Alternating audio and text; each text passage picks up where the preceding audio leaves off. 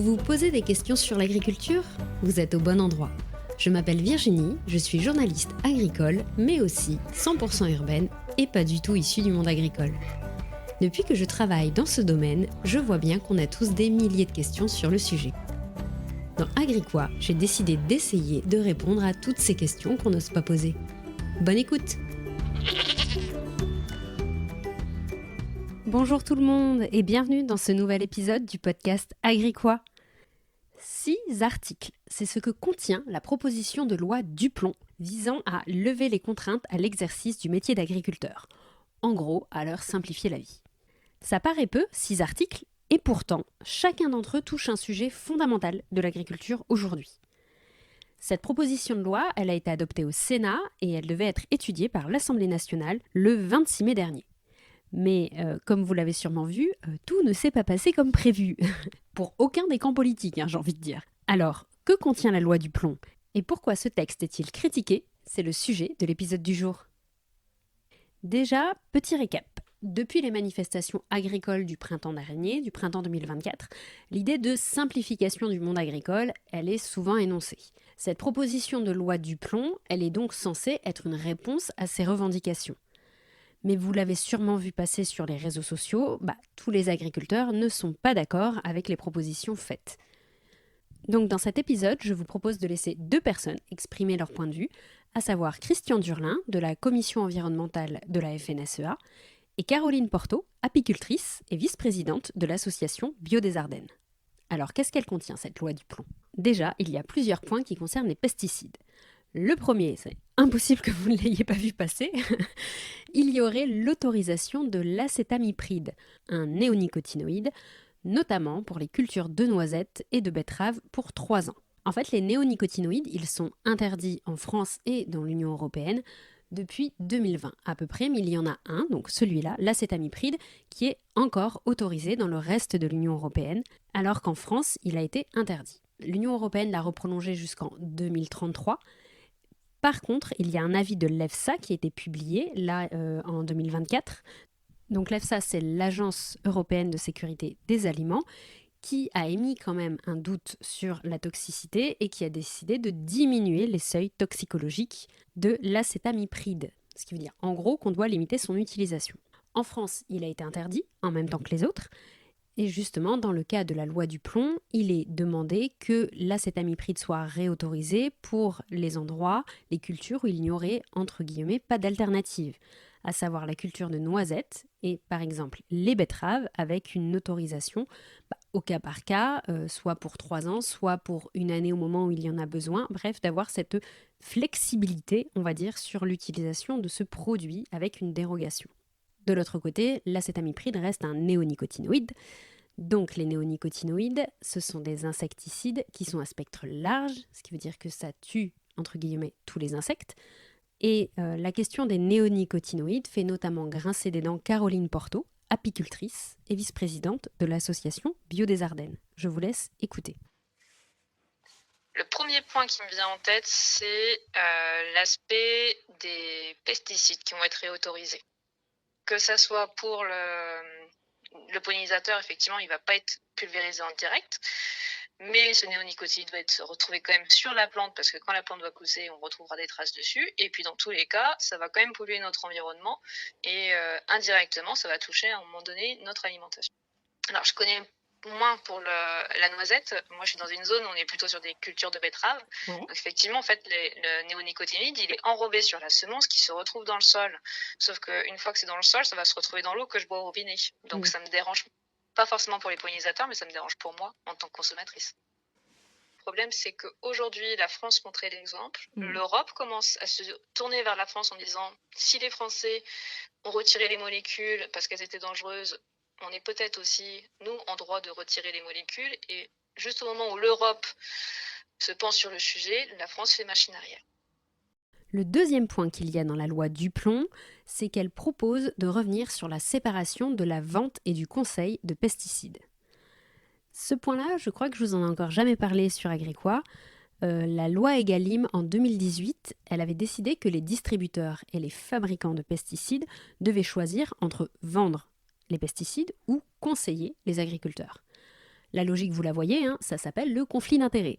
Depuis 2021, les agriculteurs doivent donc souscrire un conseil stratégique phytosanitaire, un petit document qui s'appelle le CSP, et qui est payant et qui leur permet après d'avoir le certificat qui leur permet d'utiliser les pesticides.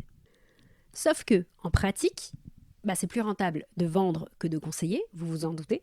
Donc, nombreux sont les distributeurs et fabricants qui ont en fait choisi la vente et peu d'organismes étaient présents pour délivrer ce fameux document CSP. Et donc, dans la loi du plomb, l'objectif est de revenir sur cette séparation du conseil et de la vente où les distributeurs seulement pourront faire du conseil, mais les fabricants ne pourront toujours pas en faire. Je vous laisse écouter Christian Durlin, donc de la FNSEA, qui défend cette proposition. 2 fois tous les 5 ans, la loi disait que l'agriculteur il est tenu de faire ce conseil stratégique qui était très compliqué. On l'avait dit dès le départ aux gens du ministère, qui était très compliqué. Il y avait une journée de travail, de diagnostic à faire, etc. Donc on est encore sur une charge de 500 à 1000 euros pour les agriculteurs, alors que ce conseil-là, il est fait au jour le jour dans les exploitations, sans qu'il y ait besoin de faire un document administratif et sans que ça coûte ce prix-là, quoi. Donc nous, ça avait été une demande très forte au moment des actions du début de l'année 2024 de pouvoir simplifier, voire supprimer l'obligation de ce conseil stratégique qui reste facultatif pour que ça puisse se faire en toute souplesse dans les exploitations, quoi. Et le petit dernier sur les pesticides, c'est le rôle de l'ANSES, donc de l'Agence nationale de sécurité sanitaire de l'alimentation, de l'environnement et du travail, qui est un petit peu modifié. En fait, depuis 2015, c'est cette agence qui gère l'homologation des pesticides. Avant, c'était le ministère de l'Agriculture qui le gérait. Et ici, dans la loi du plomb, en fait, cette loi permettrait au ministère de l'Agriculture de suspendre certaines décisions de l'ANSES sur l'homologation d'un pesticide, par exemple. Donc ça pose une vraie question sur l'indépendance qui avait été choisie justement en 2015 en permettant à l'ANSES de gérer ces homologations. Le deuxième gros dossier après les pesticides, c'est celui, on va dire, de faciliter les investissements agricoles. Et là-dedans, je mettrai 2 articles, qui est donc celui sur l'eau, en lien avec les réserves d'eau, ou plus connu sous le nom des mégabassines.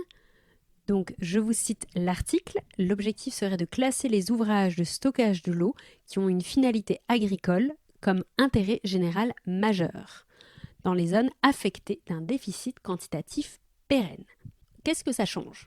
Ça change la prise en compte de l'agriculture. Au niveau juridique, ça place l'argument agricole au même niveau que l'environnement. Donc du coup, ça donne plus de poids aux projets qui veulent se mettre en place sur les réserves d'eau. Donc ça change l'équilibre, on va dire, au niveau juridique. Après, je le précise juste, il y a une condition également dans la loi. Il y a écrit à condition que ces projets s'inscrivent dans une démarche de gouvernance, garantissant une gestion concertée de la ressource en eau, et qu'ils s'accompagnent aussi d'engagements dans des pratiques sobres en eau. Après, à voir exactement ce que ça donne en pratique. Et ensuite, il y a la question de l'élevage, où, en fait, en fonction du nombre d'animaux, les fermes, elles doivent faire différentes demandes. Et en gros, les grosses fermes, elles sont classées ICPE, installations classées pour la protection environnementale, parce qu'elles ont plus de risques d'avoir des pollutions ou d'avoir un impact sur l'environnement en raison de leur taille. Et donc, il y a plusieurs niveaux, entre guillemets, soit une simple déclaration, un enregistrement ou carrément une autorisation, avec des consultations publiques derrière, pour pouvoir autoriser ce genre de projet.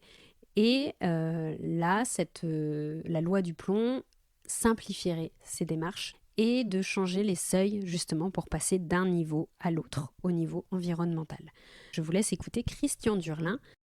On a comme ça différents niveaux de seuil, et les seuils français sont largement en dessous des seuils européens. C'est-à-dire qu'on a encore une particularité française qui fait que la loi française, elle est plus contraignante et plus compliquée que ce que l'Europe demande. Et nous, ce qu'on demande, c'est juste de se mettre au niveau des seuils européens, c'est-à-dire qu'un agriculteur français, il soit dans les mêmes dispositions réglementaires que son collègue belge, hollandais, allemand, etc. Et que ça, c'était une demande qui était importante.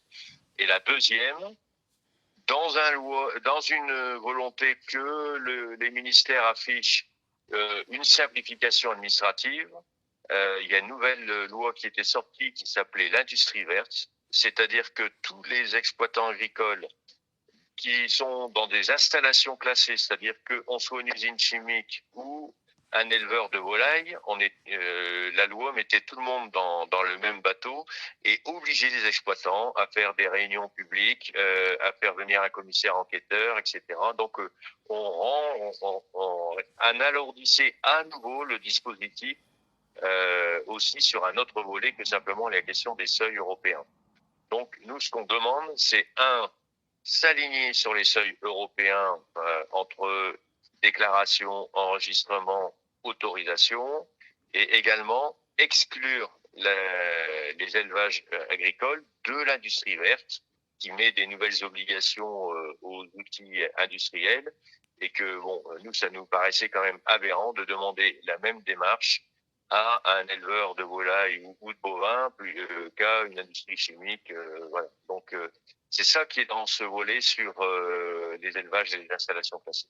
Quand même beaucoup de difficultés pour les éleveurs pouvoir développer les élevages et c'est un très mauvais message aussi pour les autres éleveurs, sachant que aujourd'hui on a besoin d'aller dans ce sens-là, parce que pour donner un exemple, la moitié des volailles qui sont consommées en France, elles sont produites à l'extérieur, elles sont importées.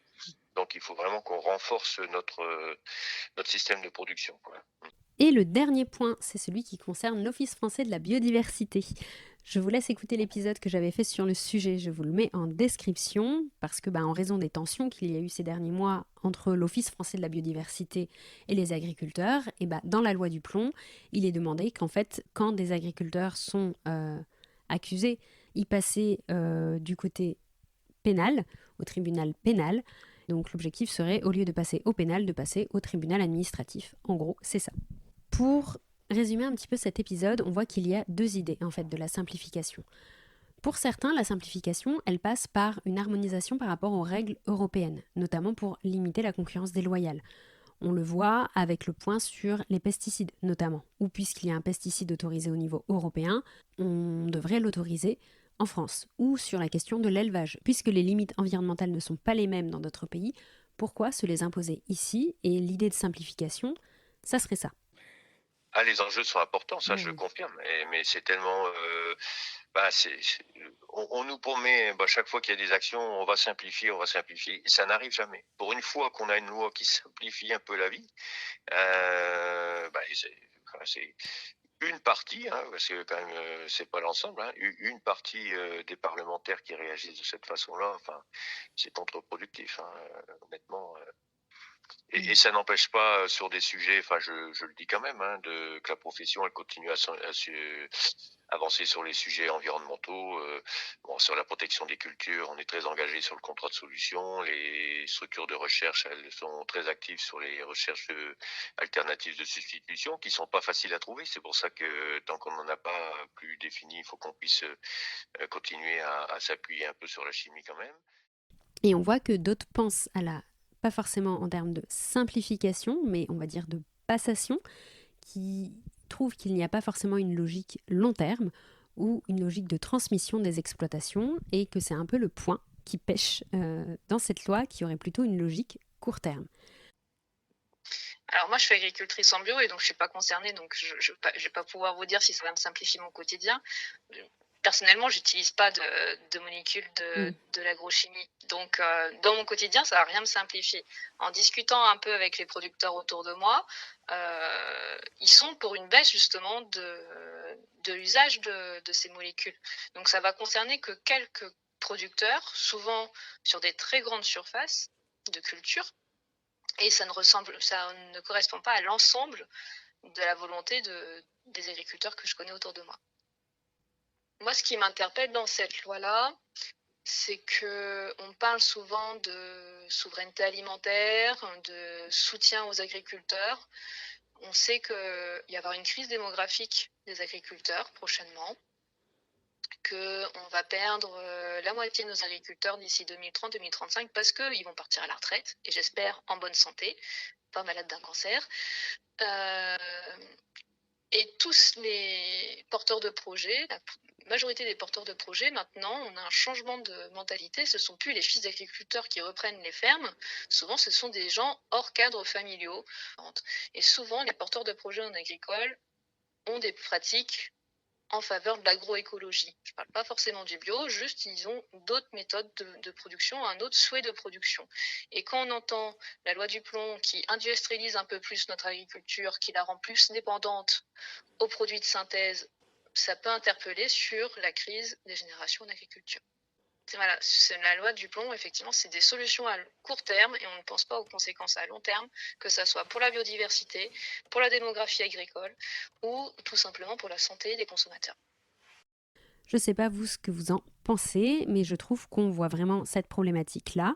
Et je trouve que c'est justement ce qui s'est passé au sein de l'Assemblée. Les députés ont déposé en fait des amendements à cette loi, un certain nombre, et en fait, de l'autre, les porteurs et défenseurs de la loi ont décidé de voter une motion de rejet à l'Assemblée nationale. Ce qui veut dire qu'en fait, cette loi, elle ne sera pas débattue, elle va arriver en commission mixte paritaire, en gros en petits comités qui vont débattre entre eux, et ensuite, cette loi, elle va passer au vote. En gros, on dit oui ou non, sans débat, au sein de l'Assemblée nationale. Donc, c'est parfait, tout le monde est perdant, balle au centre, il n'y aura pas de débat sur cette loi au niveau national, et je ne sais pas ce que vous en pensez, mais comme je le disais, chacun des points est hyper important, et je trouverais ça plus logique que l'on puisse en parler ouvertement, sans avoir besoin de passer par des leviers juridiques, comme ça. Mais après, ce n'est que mon point de vue. En tout cas, j'espère que cet épisode vous a plu, et on se retrouve dans un prochain épisode. Bonne journée.